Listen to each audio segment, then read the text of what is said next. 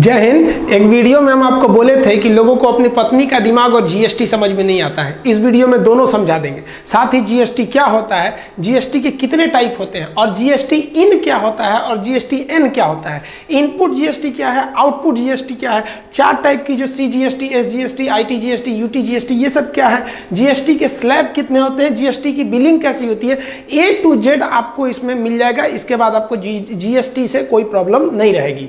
GST कहता है कि एक देश एक टैक्स होना चाहिए, लेकिन ये अधूरा सत्य है। देखिए, टैक्स जो होता है ना, वो गवर्नमेंट के लिए एकदम उसका अधिकार है। गवर्नमेंट के पास पैसे का एक ही स्रोत है, जो मेन सोर्स है वो टैक्स है। और टैक्स 2 तरह से होता है, एक डायरेक्ट टैक्स जो आदमी से ले लिया जाता है, व्यक्ति से, और एक इनडायरेक्ट टैक्स होता है जो किसी चीज के खरीद बिक्री पर लगता है।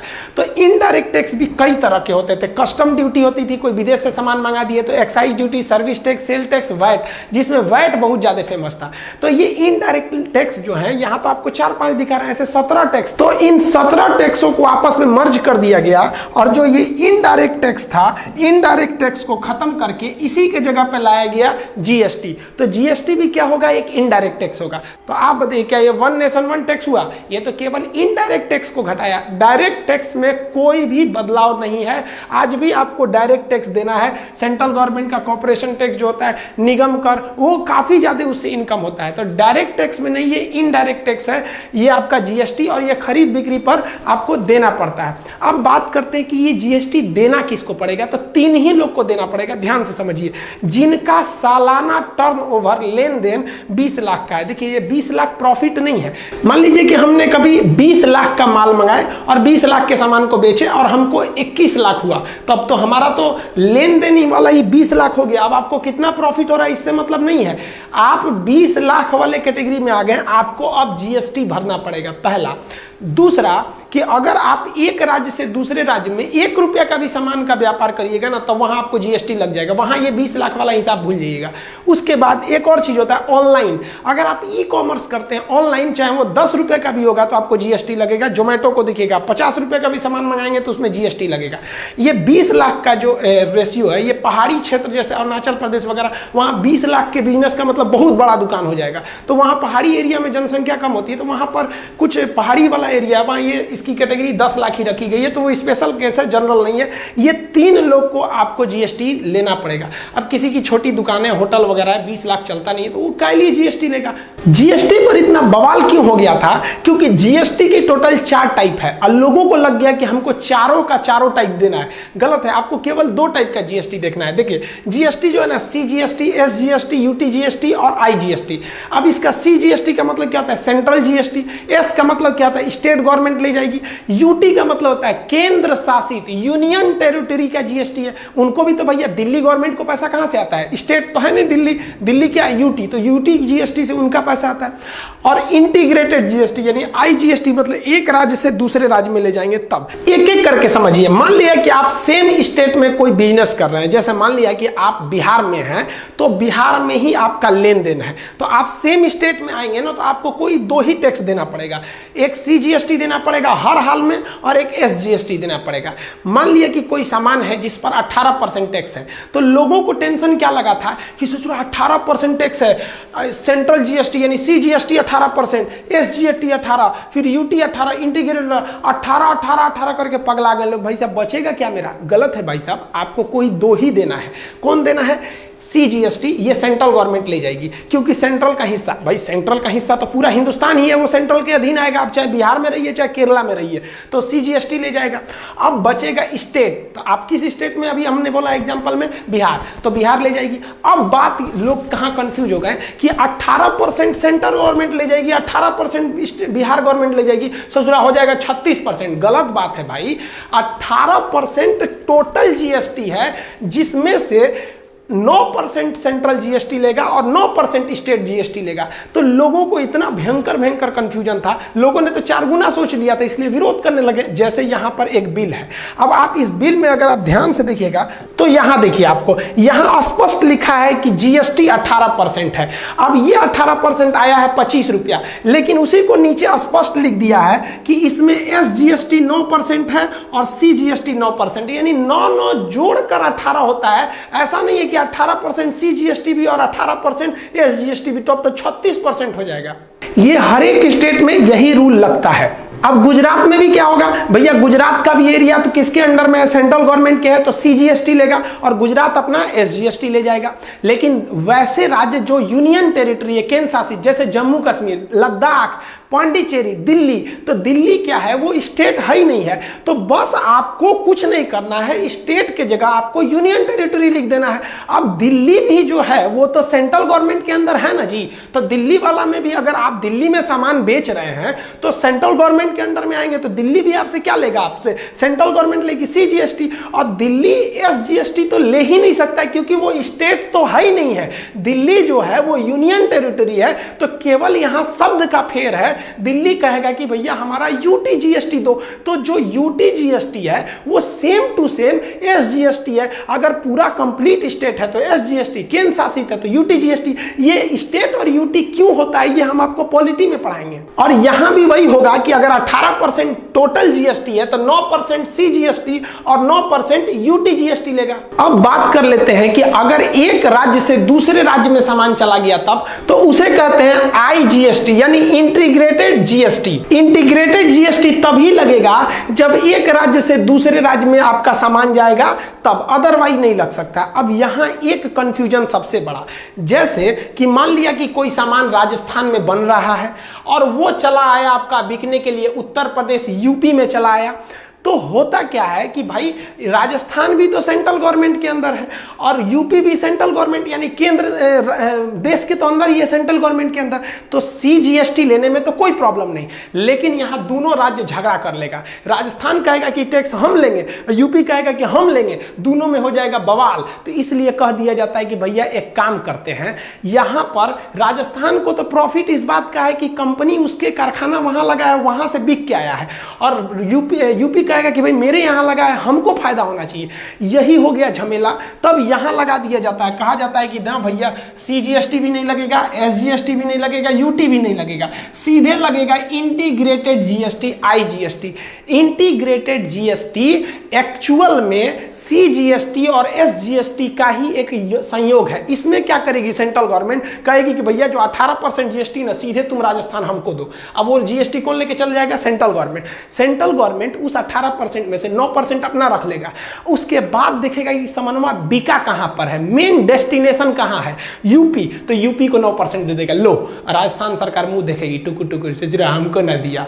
इसीलिए IGST को डेस्टिनेशन GST भी कहते हैं, क्योंकि ये वहीं लगता है जहां सामान का असली गंतव्य यानी डेस्टिनेशन है। इससे फायदा क्या हुआ, देखिए राजस्थान को फायदा यह हुआ कि वहां सामान बना था, उसे रोजगार मिल गया, और यूपी को फायदा यह हुआ कि सामान अल्टीमेट यहां बिकने आया था, इसलिए इसको टैक्स मिल गया। पहले यह व्यवस्था नहीं थी। अब हम आपसे एग्जांपल लेते हैं, कोई सामान दिल्ली में बना तो दिल्ली में जैसे बन के दिल्ली में बिकेगा तो एक तो ले जाएगा CGST, और दिल्ली चूंकि यूनियन टेरिटरी इसलिए दिल्ली में ही बिक गया तो वहां लग गया UTGST। लेकिन दिल्ली में बनकर, जैसे मेरा ये जो पैनल जो हम पढ़ा रहे हैं इस पे, इसका मैन्युफैक्चरिंग यूपी के नोएडा में हुआ, ठीक है। तो नोएडा में हुआ तो नोएडा तो यूपी में आ जाता है, तो नोएडा में जैसे हुआ तो नोएडा में होने की वजह से वहां लगेगा CGST, सेंट्रल गवर्नमेंट। लेकिन हम इसको यूपी से उठा के बिहार के पटना लेते हैं, ले भाई, तो अब जैसे पटना ले गए तब क्या हो जाएगा, IGST, इंटीग्रेटेड GST। इसमें क्या होता है कि इस पर जो टैक्स लगा था उसका सेंट्रल गवर्नमेंट लेगा, और चूंकि ये आया है बिहार में तो कौन ले गया, बिहार सरकार टैक्स ले जाएगी। तो IGST उसी को दिया जाता है जिस राज्य में वो सामान जा रहा है। इससे बहुत ज्यादा फायदा होते हैं। दो फायदा पहले ध्यान से समझिए। पहला कि जिस राज्य के लोग उपभोग कर रहे हैं, जो कंज्यूम कर रहे हैं, उसी राज्य को टैक्स दिया जा रहा है, पहला फायदा। दूसरा फायदा यह है कि अब पूरे कंट्री में एक जैसा टैक्स लगेगा। आप पहले पुराना तरीका समझिए क्या होता था। पहले कोई सामान अगर राजस्थान में बनी है कोई भी चीज, तो उस पर सेंट्रल गवर्नमेंट एक्साइज ड्यूटी लेती थी, एक्साइज ड्यूटी। अभी वही जगह ले लिया है CGST। अब हर राज्य जो थे अपने अपने मर्जी से टैक्स लेते थे। यूपी लेता था 12% से सर्विस टैक्स, तो बिहार लेता था 14%। अब आप बताइए, किसी सामान पर अगर यूपी में 12% टैक्स है तो वही सामान पर अगर बिहार में 14% है तो बिहार में सामान सामान महंगे हो जाएंगे। इसलिए बिहार के लोग वैसे जिला जो यूपी से सटा रहता था वो सामान खरीदने यूपी चले आते थे, पेट्रोल भरवाने आज भी यूपी चले आते हैं लोग, थोड़ा सा सस्ता पड़ जाता है क्योंकि पेट्रोल जीएसटी के बाहर है, वो अभी हम समझाएंगे। तो पहले कंपनियां क्या हो गई कि गुजरात सरकार होशियार निकली इसमें, गुजरात सरकार ने कहा कि भैया हम टैक्स सबसे कम लेंगे, हमारे यहाँ आ जाओ। सारी कंपनियां धड़धड़ा के घुस गई गुजरात में। अब पहले सारा सामान गुजरात में बनाती थी तो सेंट्रल गवर्नमेंट को देती थी एक्साइज ड्यूटी, और गुजरात को देती थी सर्विस टैक्स, और गुजरात से बना के पूरा हिंदुस्तान बेचती थी लोग। बाकी लोग चुपचाप देखते रहते थे कि गुजरात से आया है, हमको ना टैक्स मिला ना कुछ। अब फायदा जीएसटी से होगा कि भैया तुम गुजरात में बनाओ, अब गुजरात में बनाओगे तो गुजरात सरकार का वो तो वहां ले जाएगी, पहला सीजीएसटी ले जाएगा, और जैसे आप बेचिएगा दूसरे स्टेट में, मान लीजिए गुजरात में बेच दीजिए तो गुजरात सरकार तो एसजीएसटी ले लिया। लेकिन अगर गुजरात से आप सोचेंगे उड़ीसा बेचें, जैसे स्टेट चेंज किए सारा झमेला खत्म, सीधे आ गए आईजीएसटी पे। आईजीएसटी में सरकार उठा लेगी, 18% में है तो 9% सेंट्रल गवर्नमेंट अपने रख लेगी और 9% उड़ीसा को दे देगी, ले भैया तुम भी विकास करो, तुम क्यों पीछे रहोगे। गुजरात सरकार टुकुर टुकुर मुंह देखेगी, ससुरा ले गई लो। इससे फायदा क्या हुआ, देखिए सबको अपना हक मिल गया, गुजरात को रोजगार मिला, उड़ीसा को टैक्स मिला, और सेंट्रल गवर्नमेंट का तो हर हाल में भैया उसके दोनों हाथ में लड्डू है, चाहे गुजरात बनाओ चाहे उड़ीसा, कहीं भी बनाओ, आओगे तो सेंट्रल वाले एरिया में। पहले यही जो था, इसीलिए पहले के ज़माने में फैक्ट्रियां गुजरात महाराष्ट्र में भाग गई। गुजरात महाराष्ट्र गवर्नमेंट के पास बहुत पैसा था, उन लोगों ने अपना टैक्स का जो रेशियो था घटा दिया, इसलिए सारी कंपनियां भाग गई। अब सारी कंपनियां नहीं भागेंगी, अब कंपनियों को दिखेगा कि भैया अब तो हर जगह टैक्स बराबर है, तो हम गुजरात में बना के हम आसाम में क्यों बेचेंगे, हमारा ट्रांसपोर्ट का खर्चा आएगा। उससे अच्छा कि हम एक छोटा सा कारखाना गुजरात में लगा देते हैं जो इस एरिया को कवर करेगा, और टैक्स उतना ही है तो एक आसाम में भी लगा देते हैं, इस एरिया को डेवलप करेगा। तो अब भारत में आने वाले 30 से 40 साल में आप एक जैसा विकास देखिएगा। नहीं तो पहले लड़खड़ा गया था कि भैया ये एरिया बहुत डेवलप है, इस एरिया को लोग ध्यान ही नहीं रहे थे। और जो मल्टीनेशनल कंपनीज थी सब, जो विदेश से आती थी सब भारत में, उनको कंफ्यूजन हो जाता था कि उनका जो कार है, मान लीजिए अमेरिका की कोई कंपनी है कार बनाती है टवेरा शेवरलेट की, तो दिल्ली में उस पर है 12% टैक्स, बिहार में ससुरा 18% टैक्स। अब आप बताइए, एक ही कंपनी के कार पर दिल्ली में टैक्स कम देना है तो उसको फायदा ज्यादा होगा, और बिहार में टैक्स ज्यादा देना है तो कंपनी को फायदा कम होगा।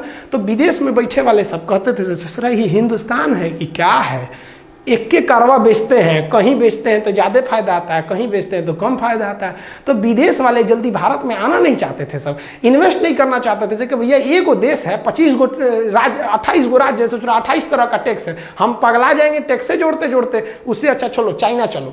तो इस तरह से आईजीएसटी आ गया। अब आईजीएसटी का बिल देखिए, जैसे ये वाला अगर आप बिल देखिएगा तो इसमें आपको कहीं ये सब कुछ नहीं लिखा है, यहाँ सीधा लिखा है जीएसटी, और आईजीएसटी कितना 18% है, इसमें से 9% सेंट्रल रख और 9% उस राज्य को भेजेगी जहां पर यह सामान बिकने के लिए गया है। आप बताइए, हम आपसे क्वेश्चन पूछते हैं, हम बिहार में 100 ठो कोई सामान बनाए, 100 पीस, अब उस 100 पीस पे तो 100% है कि सीजीएसटी लगेगा ही, और उस 100 ठो में से 40 सामान हम बिहार में बेच दिए तो क्या लग गया उस 40 पे एसजीएसटी, और 60 सामान, अब बचा 60 सामान, तो उसमें से 10 ठो यूपी भेज दिए, जैसे यूपी भेजे उस 10 पे लगेगा आईजीएसटी। 50 ठो को झारखंड भेज दिए, जैसे बिहार क्रॉस किया आईजीएसटी, यानी राज्य क्रॉस करेंगे तो आईजीएसटी लगेगा। उसी राज्य में है तो भैया सीजीएसटी दे दीजिए और एसजीएसटी दे दीजिए। अगर वो राज्य यूटी निकला केंद्र शासित तो सीजीएसटी दीजिए और यूटी जीएसटी दे दीजिए। जैसे स्टेट चेंज करेंगे तो आईजीएसटी लगेगा। आईजीएसटी कुछ नहीं है बल्कि सीजीएसटी और डेस्टिनेशन वाले राज्य का एसजीएसटी का मिला हुआ रूप है। तो किसी भी लोगों को दिक्कत क्या आ गया था, लोग विरोध क्यों करने लगे थे, उनको लगा था कि हमको चारों देना है भैया, चारों, तो लोग 4 गुना सोचने लगे थे। अब आप बताइए, अब पूरे इंडिया में एक जैसा टैक्स आ गया कि नहीं, मतलब पूरी किसी भी सामान पे, जैसे मान लीजिए कि आपको कोई मोबाइल लेना है तो उस पर 18% टैक्स है, तो आप पूरे हिंदुस्तान में कहीं लीजिए सेम ब्रांड के चीज का सेम मिलेगा आपको। वो रिटेलर में थोड़ा मोलाई का रेट अलग हो सकता है, लेकिन अगर जैसे कार है कोई लग्जरी कार 28% टैक्स है, आप दिल्ली में लीजिए या कन्याकुमारी या कश्मीर कहीं भी लीजिए चेंज हो जाएगा जाएगा क्योंकि वो जीएसटी में आ गया है। अब पेट्रोल जीएसटी में नहीं आया है, आप दिल्ली में पेट्रोल लेंगे तो अलग होगा, गुजरात में लेंगे तो अलग होगा। शराब जीएसटी में नहीं आया है, दिल्ली में शराब का रेट अलग है, यूपी में शराब का रेट अलग है। तो जैसे जीएसटी आ जाता है पूरा हिंदुस्तान में रेट सेम कर देगा।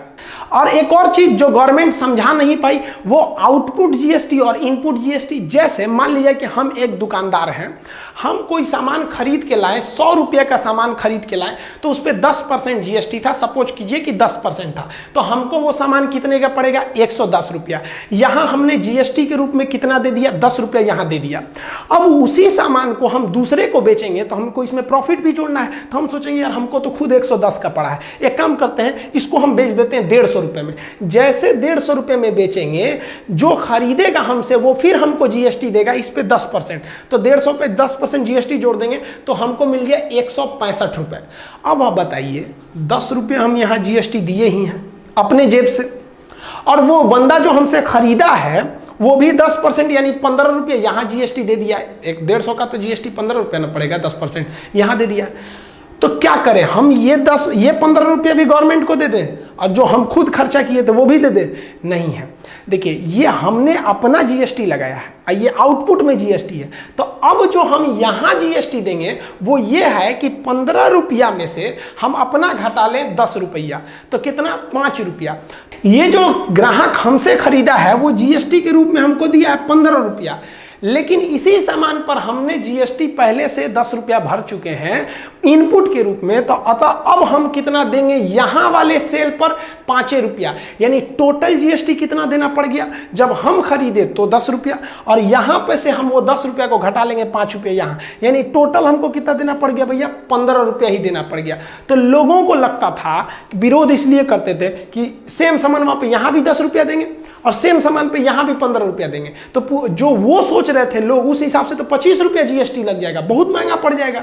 और अभी जबकि गवर्नमेंट जो नियम लगाई थी वो बेहतरीन नियम था कि जो आप दे दिए उसको मत जोड़िए, जैसे जैसे आप जितना स्टेप पे बेचिएगा जो जीएसटी कलेक्ट करिएगा तो पिछला वाला घटा लीजिएगा वहां पर। तो यहां 15 रुपया कलेक्ट हुआ तो पिछला घटा दीजिए कितना? 10 रुपया। तो 10 तो ये ऑलरेडी आप दे चुके हैं गवर्नमेंट को। अब ये मान लीजिए कोई सामान खरीदे तुरंत थोड़ी बिक जाता है, 2-3 महीने बाद बिकता है। तो यहाँ जैसे खरीदे 10 रुपया बेच दिए, दे दिए थे। अब 2 महीने बाद जब बेचे तो आपको कलेक्ट हुआ कितना रुपया? 15 रुपया। तो आप 10 वाला घटा लीजिए, बचा कितना? 5। ये भी 5 दे दीजिए। तो टोटल आपने कितना पेमेंट किया? 10 रुपया इनपुट के रूप में, आप 5 रुपया नेट जो अभी दे रहे हैं 15 रुपया। तो आप अपना प्रॉफिट सोचिए, आप 165 में बेचे जबकि आपकी खरीद थी 110, तो 165 में से 110 कर दिए, घटा दिए, तो आपको प्रॉफिट आया 55 रुपये। लेकिन ये नेट प्रॉफिट नहीं है, इसमें अभी आपको 15 रुपया टैक्सवा लौटाना है ये वाला। तो ये आपको रिटर्न करेंगे ना तो आपको 40 फायदा होगा। और अगर यहाँ रिटर्न नहीं किए तब तो ये जीएसटी का घोटाला कर दिए। तो जीएसटी रिटर्न करना जरूरी है। जीएसटी के रूप में जो टैक्स होता है वो हमारे ही पास रह जाता है। जब हम बेचते हैं तो वो ग्राहक हम ही को देके चला जाता है, हमको गवर्नमेंट को रिटर्न करना पड़ता है। तो जिसे हम कहते हैं जीएसटी रिटर्न, शॉर्टकट में उसे कहते हैं जीएसटी आर। आर का मतलब यहाँ क्या हो जाएगा? रिटर्न से हो जाएगा।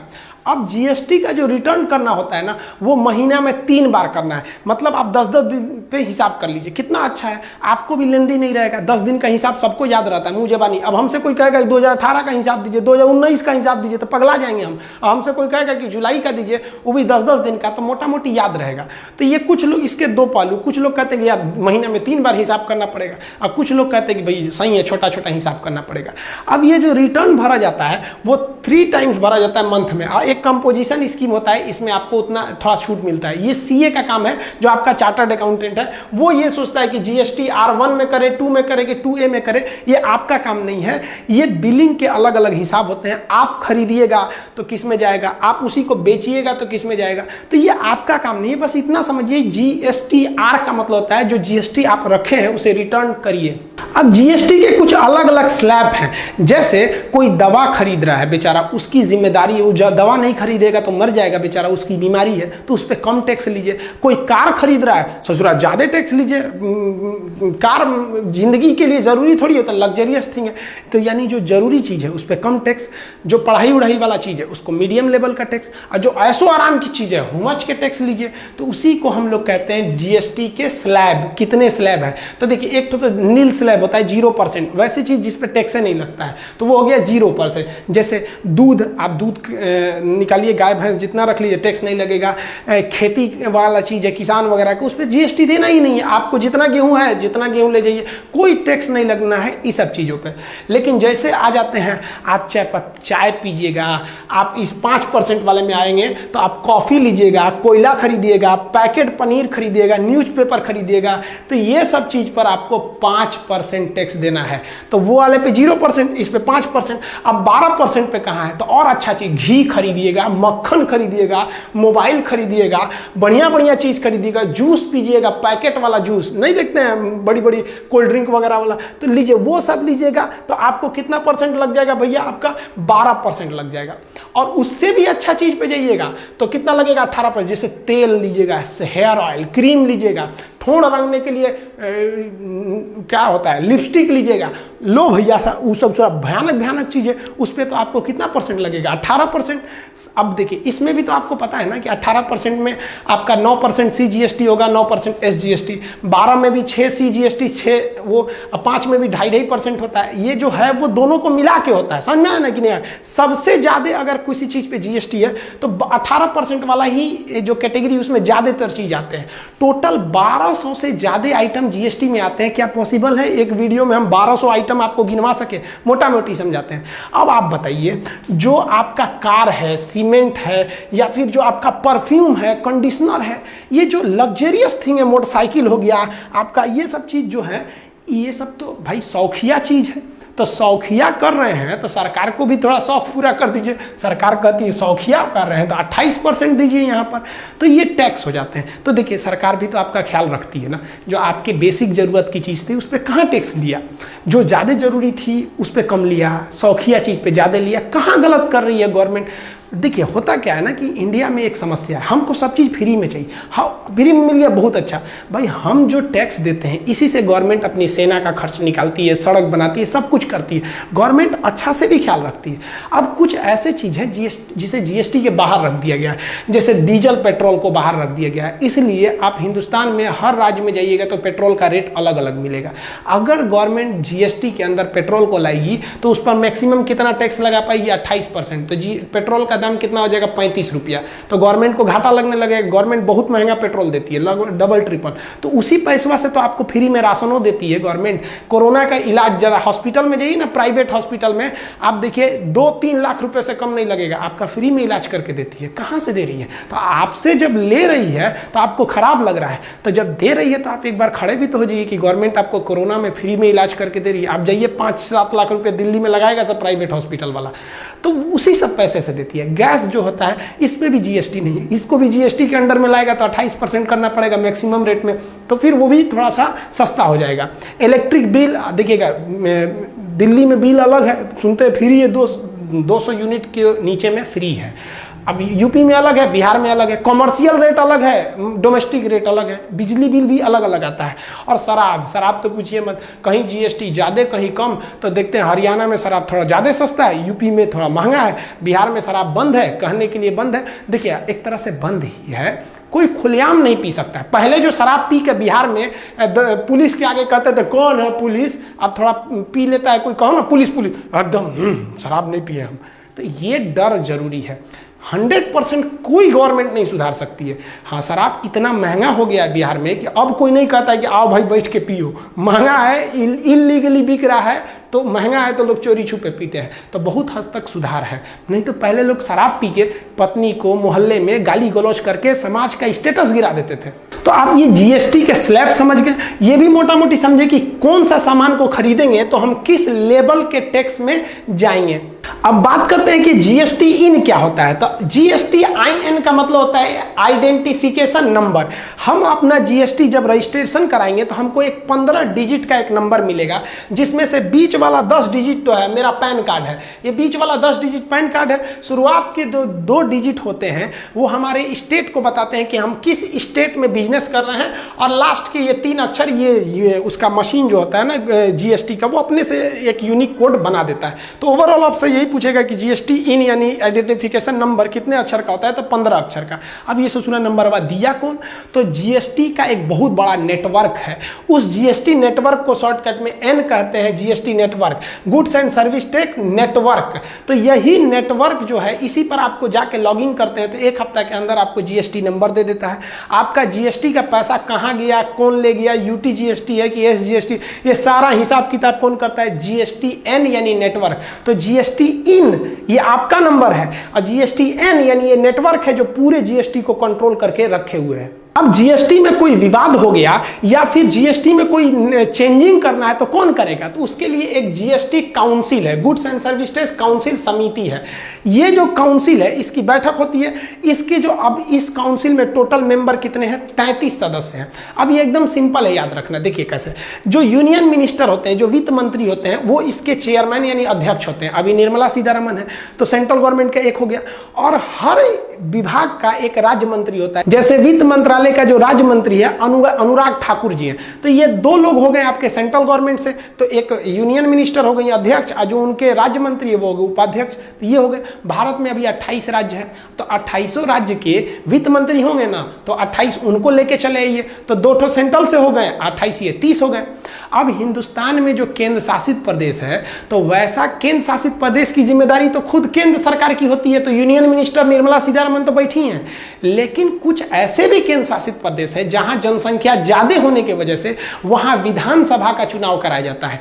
जैसे जम्मू कश्मीर वो भी शामिल होगा, दिल्ली वो भी शामिल होगा, पांडिचेरी वो भी शामिल होगा। तो 3 ऐसे यूनियन टेरिटरी हैं जिनके पास अपनी विधानसभा है, अतः उनके भी वित्त मंत्री यहां पर आएंगे, तो उनको जोड़ दीजिए 3, तो 30 ये 3 33, सिंपल हो गया।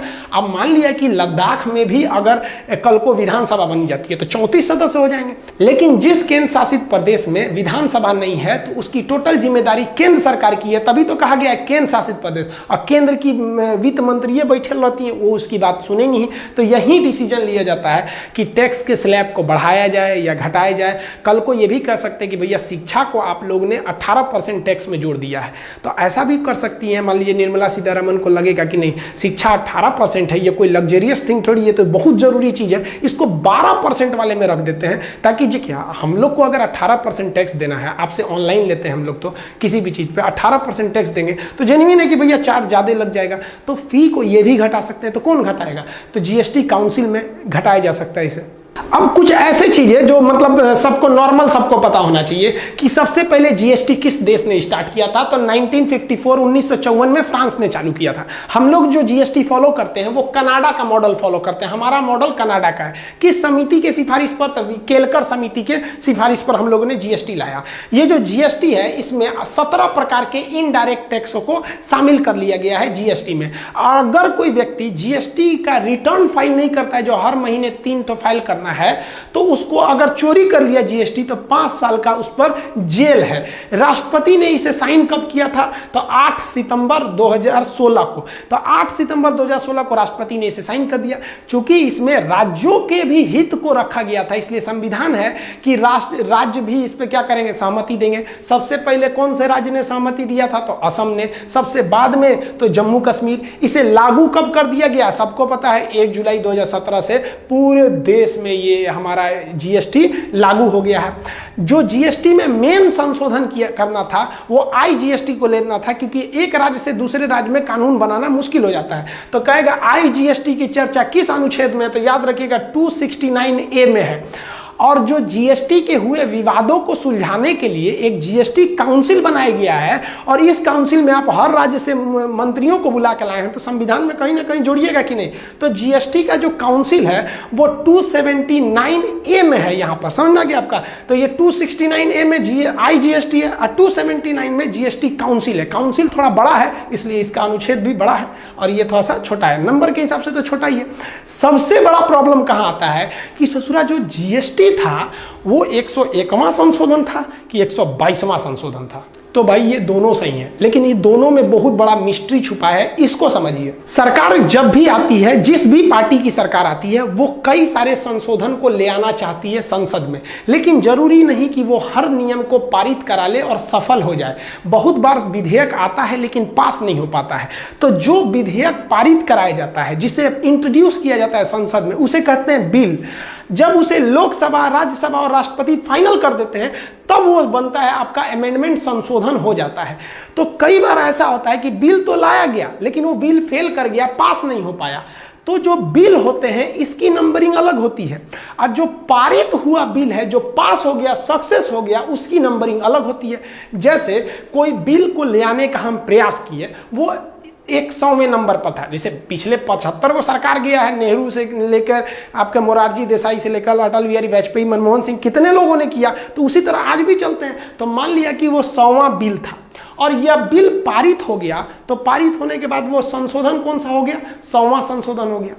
मान लिया कि गवर्नमेंट ने अगला एक और बिल लाएगी, तो उसका नंबर 100 थोड़ी रहेगा, 101 रहेगा, लेकिन ये वाला फेल कर गया, तो संशोधन हुआ नहीं। तो अगला कोई दूसरा विधेयक लाई गवर्नमेंट, कि ये कोई दूसरा विधेयक लेके आते हैं खेलकूद से संबंधित, वो भी पारित नहीं हो पाया, तो इसका नंबरिंग चलते रहेगा, भले पारित हो या ना हो, नंबरिंग चलेगा। पारित नहीं हो पाया इसलिए संशोधन नहीं हुआ। अब मान लीजिए गवर्नमेंट ने कोई और नियम लगाया कि विदेश से व्यापार करने पे हम कोई नियम लगाते हैं, तो फिर उसका भी सीरियल नहीं आएगा, वो 103 हो जाएगा। यह भी विपक्ष के दबाव के चलते पारित नहीं हो पाया, तो यहाँ भी संशोधन नहीं होगा। एमेंड, ये बिल जो है, आप जिस बिल के माध्यम से प्रयास कर रहे हैं, ये हमेशा काउंटिंग चलती रहेगी, भले वो पारित हो या ना हो। अब पारित हुए वाले का भी काउंटिंग अलग हो जाएगा, तो यहाँ हो गया।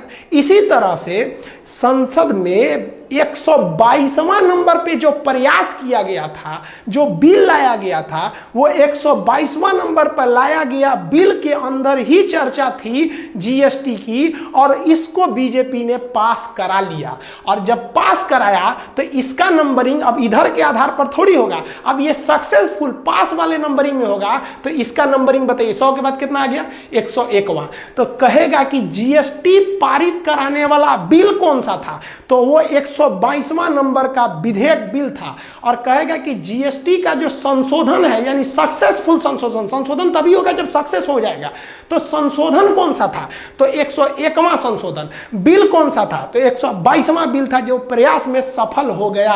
याद रखिएगा। अब कुछ लड़का कहता है कि सर दोनों सही है, कुछ कहता है ऑप्शन में जो पहले रहेगा उसको मानना। अरे भाई, क्वेश्चन पढ़िएगा, बिल पूछ रहा है तभी होगा, और संशोधन यानी अमेंडमेंट पूछ रहा है तो ये होगा। तो आप जीएसटी के टोटल टाइप समझ गए, जीएसटी का नंबर वगैरह, बिल कैसा दिखता है, कितने स्लैब होते हैं, जीएसटी एन क्या है, इन क्या है, ये जीएसटी समझ गए। जीएसटी तो समझ गए। अब रही बात पत्नी का दिमाग। भाई ये बहुत बड़ी चीज है। हमारा अभी शादी नहीं हुआ है, इंगेजमेंट ही हुआ है। आप लोग का जब इंगेजमेंट होगा ना, तो बहुत ज़्यादा गिफ्ट आएगा, कुछ इधर से कुछ उधर से। तो हमारे लिए एक तो गिफ्ट आया घड़ी, बहुत महंगा।